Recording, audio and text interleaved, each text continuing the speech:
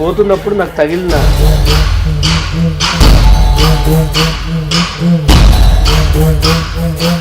ఆయనకు బలిసి ఒళ్ళు కొవ్వెక్కి నాతో పెట్టుకుంటే అప్పుడు ఉంటుంది ఆయన. నమస్తే, వెల్కమ్ టు హిట్ టీవీ. నేను నరేష్. ఈరోజు ఒక కాంట్రవర్షియల్ ఇంటర్వ్యూ మన స్టూడియోలో జరగబోతుంది. మైనంపల్లి హనుమంతరావు స్టేట్ వైడ్ గా మినిస్టర్ రేంజ్ ఉన్న వ్యక్తి. అలాంటి ఫిగర్ తో ఢీకొంటున్నాడు సిద్దిపేట్ చక్రధర్ గౌడ్. మన స్టూడియోలో ఉన్నాడు, మాట్లాడదాం. నమస్తే అండి. చక్రధర్ గౌడ్ గారు, మీరు మైనంపల్లి హనుమంతరావు లాంటి వ్యక్తితో పెట్టుకున్నారు. డైరెక్ట్ గా నేరుగా నా ముందు ఆ మాట అంటే పళ్ళు రాలగొడతా అని చెప్పి మాట్లాడినారు. కాంగ్రెస్ నుంచి బయటకు వచ్చినారు. సో ఎట్లా ఎదుర్కోబోతున్నారు? ఫస్ట్ ఒక లైన్ లో ఏమన్నారంటే, మినిస్టర్ రేంజ్ క్యాండిడేట్ ని ఎదుర్కొంటాను. స్టేట్ లో సెకండ్ సీఎం అని పిలిచినంతో ఎదుర్కొన్నా. అలా గవర్నమెంట్ లా హరీష్ రావు అంతటి ఉందే ఎదుర్కొన్నా. మన పోరాటంలో నిజాయితీ ఉండి పేపర్ ఎవిడెన్స్ ఉంటే ఎవరినైనా ఎదుర్కోవచ్చు. చట్టం, రాజ్యాంగం ఇచ్చిన ఈ రెండు ధైర్యాలు చాలు మనకి. ఆయన దగ్గర వందల మంది ఉంటే ఏంటండి, వేరే మంది ఉంటే ఎవడున్నా ఏం చేయడానికి లేదు. అండ్ మైనంపల్లిని ఎదుర్కొంటురు ఏంది అంటే, ఎవడు ఎదుర్కోలే కాబట్టి ఆయన అక్కడ కూర్చున్నాడు. ఇదే పని ఒక 20 ఏళ్ళ కింద చేసి ఉంటే అసలు మైనంపల్లి అనేటోడు రోడ్డు మీద కనిపించకపోదు. ఆయనని హైలైట్ చేయకండి ఇక్కడ. ఆయన అందరి లెక్క నేను ఓడిపోయినది కదా, ఆయన కూడా ఓడిపోయిన క్యాండిడేట్ అంతే. ఆయనని హైలైట్ చేయాల్సిన అవసరం లేదని నా ఫీలింగ్. ముఖ్యంగా సిద్దిపేటలో అందరూ ఏమనుకున్నారు, చక్రధర్ గౌడ్ మైనంపల్లి హనుమంతరావుతో అంటే ఆయనతో కలిసిండు, హరీష్ రావుని ఓడిస్తాడు, ఆయన పని యుద్ధం ప్రకటిస్తాడు అని అందరూ అనుకున్నారు. కానీ కొన్ని రోజులకే ఆ సొంత పార్టీలోనే ఒక కాక చిచ్చురేగింది. మీరు ఆయన ఇద్దరి మధ్యలో వివాదం, మీరు రాజీనామా చేసినారు. అసలు ఏం జరిగింది? అసలు ఎందుకు గ్యాప్ వచ్చింది మీకు మైనంపల్లికి? ఇప్పుడు ఒక కాజ్ కోసం వెళ్తున్నాం మనం. ఒక కాజ్ కోసం వెళ్తున్నప్పుడు ఆ కాజ్కి సపోర్ట్ చేసే వాళ్ళని తీసుకుంటాం, కానీ వాడి లోపల ఏ ఇంటెన్షన్ ఉందని మనం చూడం. అది ఇంటెన్షన్ ఎప్పుడు కనిపిస్తుంది అంటే, మనం ట్రావెల్ చేస్తూ నడుస్తున్నప్పుడు మన వ్యూస్ ఎప్పుడైతే షేర్ చేసుకుంటామో అక్కడ శత్రువు పైన నువ్వు ఎలాంటి స్టేట్మెంట్స్ ఇస్తున్నావు అనే దాన్ని బట్టి, నువ్వు ఎలాంటి యాక్షన్ ఎగ్జిక్యూషన్ చేస్తున్నావు అనే దాన్ని బట్టి వీడు నిజాయితీ పోడు కాదు అని తెలుస్తుంది. ఈ హనుమంతరావు ఎలాంటి వాడు అంటే, నేను అద్భుతంగా ఒక హరీష్ రావుని కట్టడి చేసే ప్రయత్నం చేయగానే దాన్ని నిర్వీర్యం చేసే కార్యక్రమాలు చేస్తాడు. ఎందుకు? వాళ్ళ ఒకట వాట్ ఎవర్ నాకు తెలియదు. నిర్వీర్యం ఎవడు చేస్తాడు? అలా సిద్దిపేట వచ్చాడు.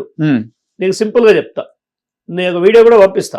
ఓకే, ఇప్పుడు పంపించచ్చు, కాంగ్రెస్ లేదు కాబట్టి ఇప్పుడు పంపిస్తా. బీజేపీలో నేను అక్కడ జాయిన్ అయ్యి వచ్చినప్పుడు ఒక పెద్ద ర్యాలీ స్వచ్ఛందంగా తీసారు. ఈయన లెక్క అడ్డ మీద కూలీలు కాలంతా 4500 మంది దాకా వచ్చారు, 5000 మంది దాకా. హరీష్ రావు ఇంటి ముందరలకి వెళ్ళిపోతే పోలీసులు గేట్ల కాడ సెక్యూరిటీ ఉన్నారు, ఎక్కడ దాడి జరుగుతుంది. ఈయన కూడా వచ్చిండు. ఎవరు వీళ్ళ బుడ్డర్ ఖాన్ గారిని పట్టుకొని, రోహిత్ ని పట్టుకొని వచ్చిండు. ముందుకంటారు, కారులో వెనకంటారు. కొడితే బార్కెట్ ఎగిరి పీకాలే. నువ్వు అంత మొగోని సిపాయి అయితే హరీష్ రావుని పీకేది ఉంటే గుద్దుతే బార్కెట్ ఎగిరి పీకాలే. సారీ సార్ ప్లీజ్ సార్ అని పోలీసు వాళ్ళు అడిగిరాట. వాళ్ళకి ఇబ్బంది పెట్టొద్దని ఎక్కడ కొన్ని సానికోపలు ఉంటాయి, ఏంటంటే కొన్ని ఇల్లులు ఉంటాయి, ప్రాసిక్యూషన్ హౌసెస్ ఉంటాయి, ఆ గల్లీలోకి వెళ్ళిపోతున్నారు. ఎప్పుడుది? మొన్న లాస్ట్ టైం హరీష్ రావుది కేసీఆర్ ఫోటో చింపారు అని ఒక గొడవ జరిగింది. రైట్. అది కూడా చింపినంత దొంగనాడు అంత జోకర్ గాళ్ళు. యాక్చువల్ గా అది నేను చట్ట ప్రకారం కలెక్టర్ గారికి, ఆర్డీఓ గారికి, ఎంఆర్ఓ గారికి, కొండా సురేఖ గారికి ఇచ్చాను. అది తీసేయాలంటే ప్రెషర్ వచ్చింది. ఆ ప్రెషర్ వస్తే ఖచ్చితంగా ఆర్డీఓ సరే తీసేయాలి, ఇది మీ ఇల్లు కాదు, ఇది గవర్నమెంట్ బంగ్లా అంటే హరీష్ రావు చక్రధర్ గారి వల్ల తీసేస్తే నాకు గలీజ్ అవుతుంది అని కాంగ్రెస్ వాళ్ళకి ఉంటారు కదా కొంతమంది, చింపుకోండి రా హీరో అయిపోండి అంటే వాళ్ళు చింపుకొని హీరోలు అయిపోయారు. మీ పేరు రావద్దా? నా పేరు రావద్దు. ఏదైతే నా ఇంటెన్షన్, నా జీతగాలు చేసిరు అనుకున్నా. రైట్. ఏదో ఒకటి నా లక్ష్యం ఏంది, అది నేను తీసినా ఒకటే, ఎవడన్నా వచ్చి తీసినా ఒకటే. నా కాన్సెప్ట్ అక్కడికి వెళ్ళి తీయాలి. తీసిరు. ఆ రోజు దీన్ని యూజ్ చేసుకుందామని ఈయన ఎక్కడ పచ్చగుంటే అక్కడ వాళ్తాడు. మైనంపల్లి హనుమంతరావు వచ్చిండు. మరి ముందుకెళ్ళి హరీష్ రావు ఇంటి ముందు అడుగు వెళ్ళి తొడగొట్టాలి కదా. ఎవడో ఫోన్ చేసినట్టు వెనకకెళ్ళి అంటే వెనకకెళ్ళి, వీళ్ళ రోజు వచ్చి ఉంటే వీళ్ళు ఈ పంత వాళ్ళు హరీష్ రావు తక్కువడు కాదు, వాళ్ళు రాడ్స్ అంతా గట్టిగా పెట్టుకునే ఉన్నారు. హరీష్ రావు ఎస్, ఆ రోజు వాళ్ళు బందోబస్తు ఉన్నారు. పైకి సౌమునిగా ఉంటాడు ఎవరు? హరీష్ రావు. అరే ఎవడైనా పిల్లి కూడా ఎదురు తిరుగుతుంది. ఆయన కాన్స్టిట్యున్సీకి వచ్చి ఆయనకు జులుం చేస్తా అంటే ఈయన ఎవడండి? ఇప్పుడు చక్రధర్ గారు, హరీష్ రావు అంటే వీఆర్ ఇంటూ సేమ్ కాన్స్టిట్యున్సీ, మేము కొట్లాడతాం. ఈయన మల్కాజ్గిరి ఉన్నదాన్ని చూసుకో శాతగాక లేదని అంటే పడ్డట్టు ఈయనకి ఎందుకండి ఇవన్నీ? ఈ ఏజ్ లో అవసరమా ఎక్స్పెరిమెంట్లు? ఏజ్ అంటే ఆయన బలంగానే ఉండదు కదా, యాక్టివ్ బలంగా కనిపిస్తే అయిపోతుందా? ఇప్పుడు షటిల్ ఎగిరెగిరి ఉరికి కొట్టి బ్యాట్ పట్టుకొని మొన్న ఆడిండు చూడలేదా? హరీష్ రావు లెక్క 6 కొడతా అనుకున్నాడు, స్లిప్ అయ్యి పడి ఇజ్జత్ తీసుకున్నాడు. హరీష్ రావు లెక్క 6 కొడదామని తిరిగిండు సేమ్. మరి బాల్ అందాలి కదా ఆయనకి, కంటికి ఆనలేదు. అది కొద్దిగా చూసుకోవాలి. ఈసారి మల్కాజ్గిరి మీద ఫోకస్ చేస్తున్నా, నెక్స్ట్ టైం సిద్దిపేట పైన ఫోకస్ ఉంటుందని చెప్పిండు ఆయన. వాడు 50,000 తోటి పోయిండు మెజారిటీ, సార్ డిపాజిట్ కూడా రాదు.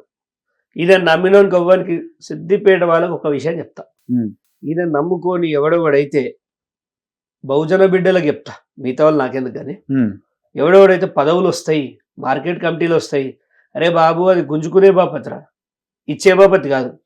ఆ హుండిలా పౌడే, ఉండ్ల చేయి పెట్టలేవు నువ్వు, నీ అయ్యే తరం కాదు. ఆయన ఏదో ఆశ చూపి చాటల తౌడు పోసి కుక్కలకు లొల్లి పెట్టినట్టు ఒక్క మార్కెట్ కమిటీ 10 మందికి ఇస్తా అంటాడు.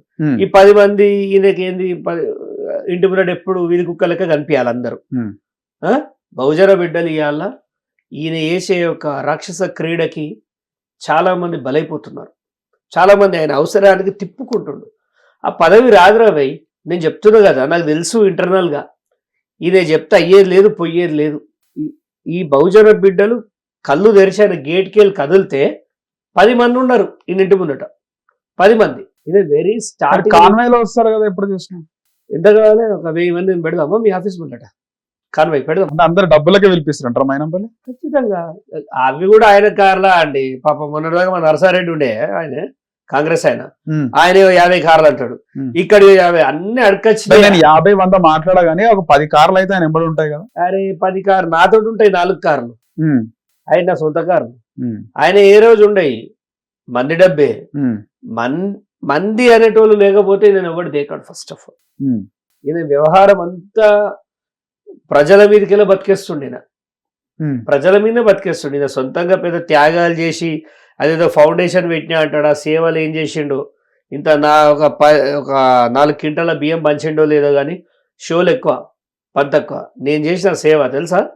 తీద్దాం రండి, మీకు ఎన్ని కావాలంటే మీకు యాస్టకు వస్తుంది మీకు ఎవరాకి. మైనంపల్లి హనుమంతరావు సిద్దిపేటకు వచ్చి కాంగ్రెస్ నియోజకవర్గంలో కాంగ్రెస్ కి ఆధిపత్యం వహిస్తున్న కాంగ్రెస్ లో మన పోటీ చేసిన వ్యక్తి ఓడిపోయిండు. సో ఆయనకి ఎట్లుంది కనెక్షన్? ఇద్దరు ఓడిపోయింది వాళ్ళే, సన్నాసులు రాసుకుంటే బూడిదరాలినట్టు. ఈయన దగ్గర అంటే ఆడు నేర్చుకుంటాడట.